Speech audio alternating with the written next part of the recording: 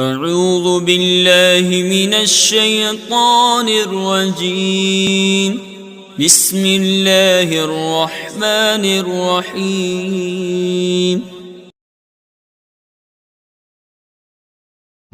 بسم اللہ الرحمن الرحیم۔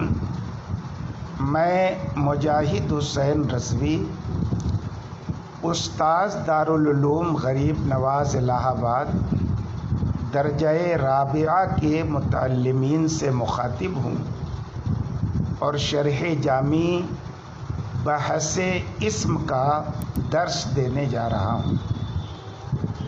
اس سے پہلے آپ پڑھ چکے ہیں کہ اعراب کہیں لفظی ہوتا ہے اور کہیں تقدیری ہوتا ہے۔ آج کے سبق میں انہی جگہوں کا بیان ہے جن جگہوں پر اعراب لفظی یا اعراب تقدیری ہوتا ہے۔ بیان سے متعلق شارح جامی نے بطور تمہید جو بات کہی ہے وہ یہ ہے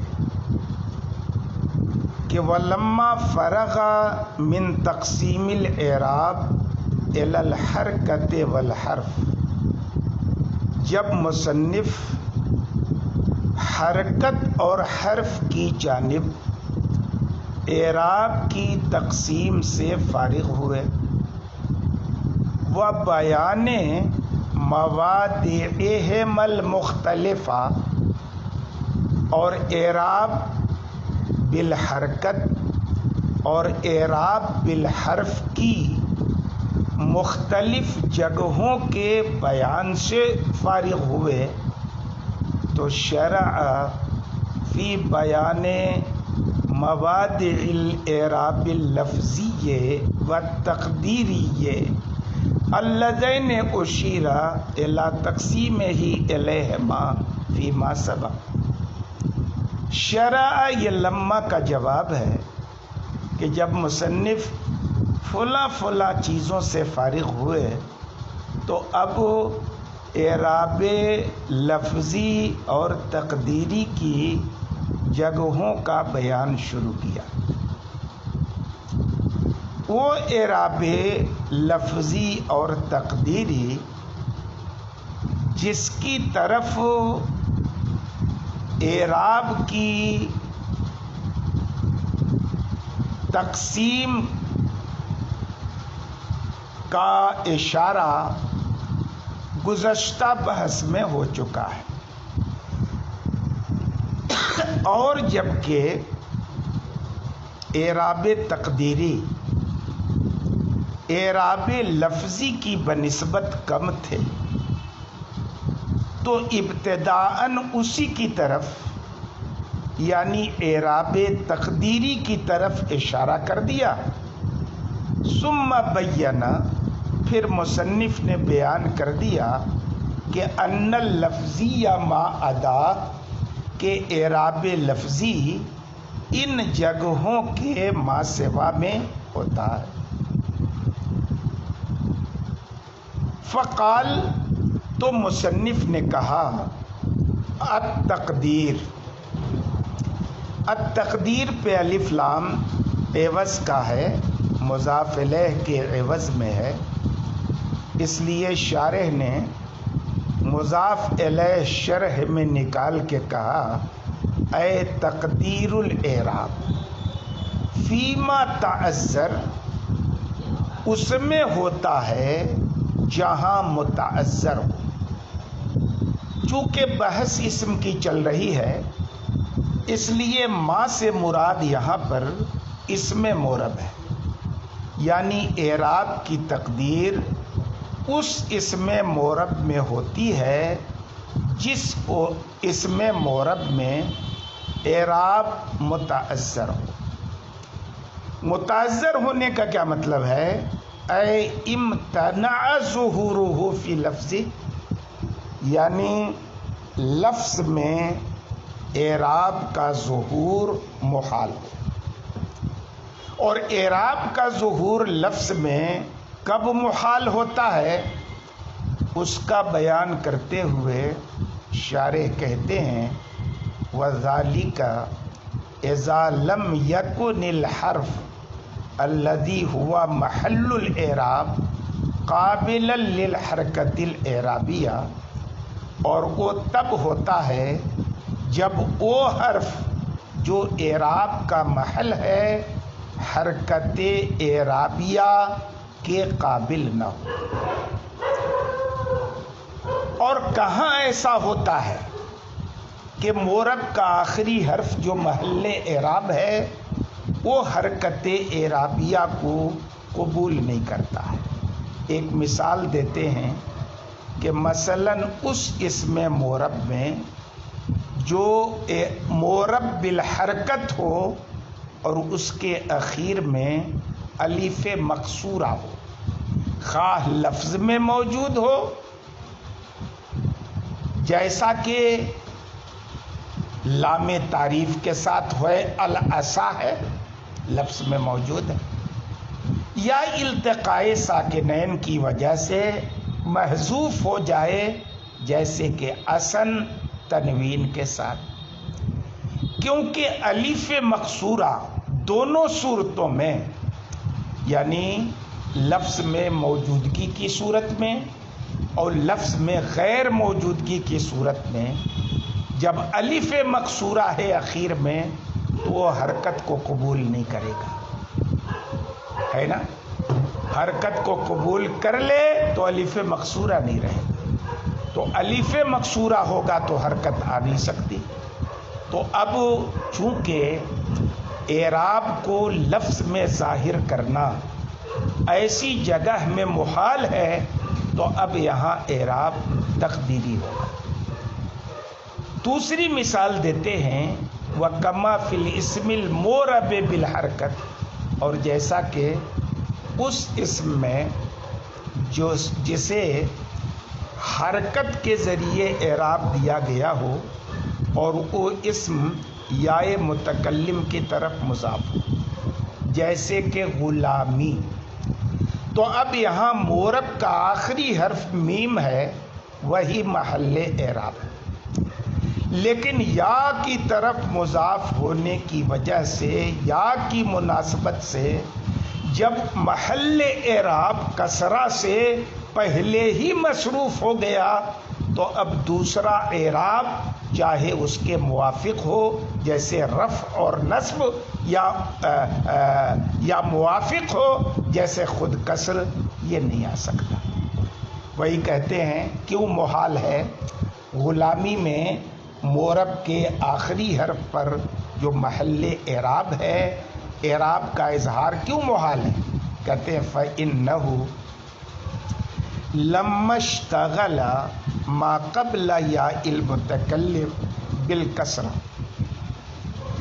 اس لیے کہ جب یائے متکلم سے پہلے والا حرف کسرہ سے مصروف ہو گیا مناسبت کی بنیاد پر عامل کے دخول سے پہلے ہی، تو اب محال ہو گیا کہ اس پر اس کے بعد کوئی حرکت داخل ہو عامل کے دخول کے بعد، خواہ وہ حرکت اس کے موافق ہو یا مخالف ہو۔ تو اب مررتو بے غلامی میں بھی بے جو عامل ہے اس کی وجہ سے کسرہ جو آ رہا ہے وہ لفظ میں نہیں ہے۔ کیوں؟ اس لیے کہ یہ کسرہ جو لفظ میں ہے وہ یا کی مناسبت کی وجہ سے ہے، عامل کی وجہ سے نہیں ہے۔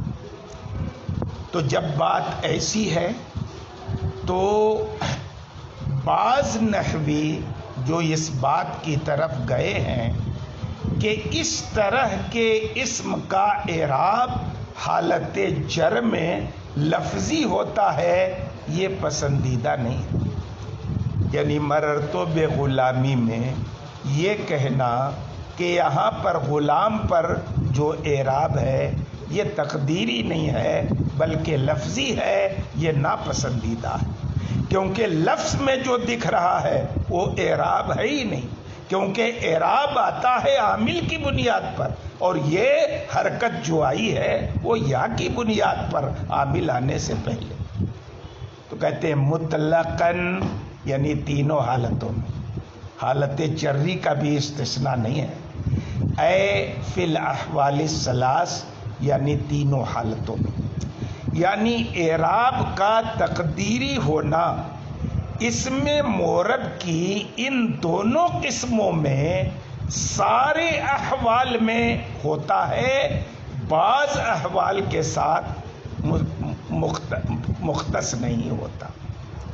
تو خیر، پہلی جگہ اعراب کے تقدیری ہونے کی یہ رہی جہاں پر اعراب کا اظہار سرے سے محال ہو۔ دوسری جگہ جہاں اعراب کا اظہار نہیں ہوتا، تقدیر ہوتی ہے، یہ وہ جگہ ہے کہتے ہیں اوستثقلا، جہاں اعراب کا اظہار بھلے محال نہ ہو لیکن متعذر ہو، ہے نا؟ اچھی بات ہے، متعذر نہ ہو یعنی محال نہ ہو، بلکہ کیا ہو، ثقیل ہو، کہ اعراب ظاہر تو ہو سکے، ممکن ہو، لیکن زبان پر ثقیل ہو جائے۔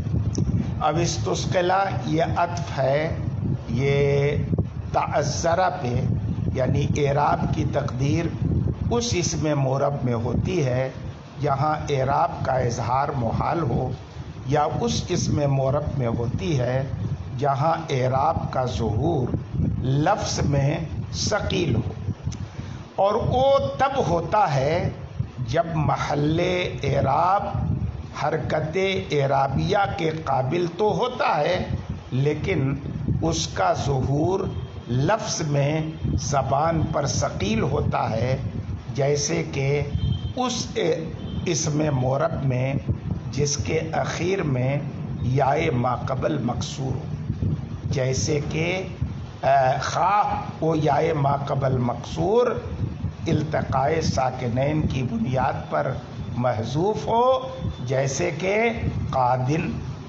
بلا الف لام کے، یا غیر محذوف ہو جیسے القاسی۔ رفعن و جرن، یہاں پر اعراب میں تقدیر کس حالت میں ہوگی؟ حالت رفعی اور جری میں، کیونکہ انہی حالتوں میں اعراب کا اظہار ثقیل ہے۔ حالت نصب میں اعراب تقدیری نہیں ہوگا، کیونکہ حالت نصب میں یہ اعراب کا اظہار یہ ثقیل نہیں ہے۔ اب ضمہ اور حالت رفعی اور نصبی میں کیوں ہے؟ حالت رفعی اور جری میں کیوں ہے؟ کیونکہ ضمہ اور کسرہ یا پر ثقیل ہے لیکن فتحہ ثقیل نہیں ہے۔ تو اب کیا بولیں گے آپ؟ جاءنی القاضی تقدیری اعراب، رأیت القاضیہ لفظی اعراب، اے مررت بالقاضی تقدیری اعراب، یا جاءنی قاضن تقدیری رفع، رأیت قاضیا لفظی فتحہ، مررت بقاضن تقدیری کسرہ، ہے نا؟ بات ختم ہو گئی۔ اچھی بات ہے۔